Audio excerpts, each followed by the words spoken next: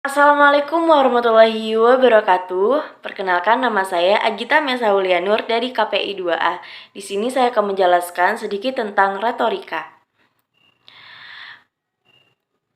Retorika berasal dari bahasa Inggris retorik dan retorika dari bahasa Latin yang berarti ilmu berbicara. Nah, juga dalam bahasa Yunani, retor yang berarti orator atau juru pidato. Nah, orator berasal dari bahasa Latin, ora et labora.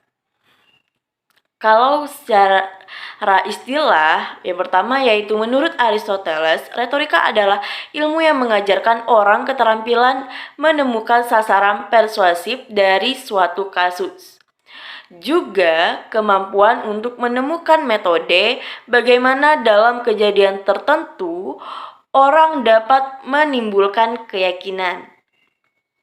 Kalau menurut Socrates, retorika adalah demi kebenaran dengan dialog sebagai tekniknya, karena dengan dialog kebenaran akan timbul dengan sendirinya.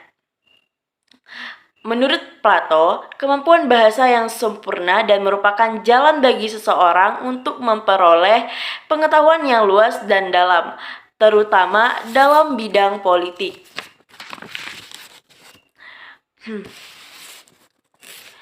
Nah, kalau menurut Bishop Whately, retorika adalah seni yang mengajarkan orang kaidah dasar pemaknaan yang efektif. Jadi, retorika adalah keterampilan berbicara dengan metode tertentu, bahasa yang efektif, objektif, dan benar sehingga dapat menimbulkan simpati. Nah, adapun sasaran dari retorika.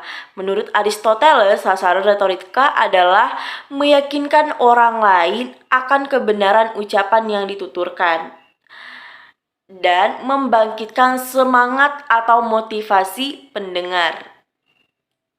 Kalau menurut kaum sofis, sasaran retorika adalah kemenangan kasus, mengajarkan kepada orang lain cara-cara yang efektif untuk mempertahankan gagasan hasil penganalisaan kasus, serta membimbing orang menganalisa kasus secara sistematis.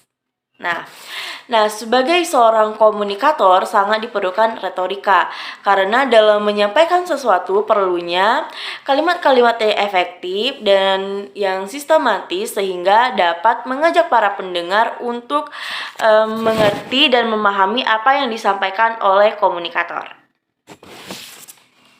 Nah, adapun kegunaan dari retorika. Nah, retorika ini yang pertama yaitu bisa menjadi sebagai kemampuan pribadi. Yang kedua, mengurangi atau melenyapkan rasa tertekan, cemas, takut, dan demam panggung. Yang ketiga, ada menumbuhkan rasa percaya diri, mengandalkan teknik bicara, artikulasi dalam mengucapkan kata-kata lebih jelas. Nah, selanjutnya ada dapat mengkoordinir mimik dan gerak dalam berbicara.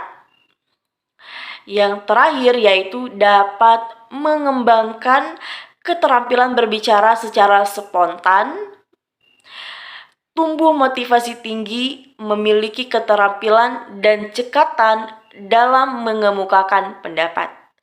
Nah, demikianlah penyampaian makna retorika dari saya. Apabila banyak salahnya saya mohon maaf.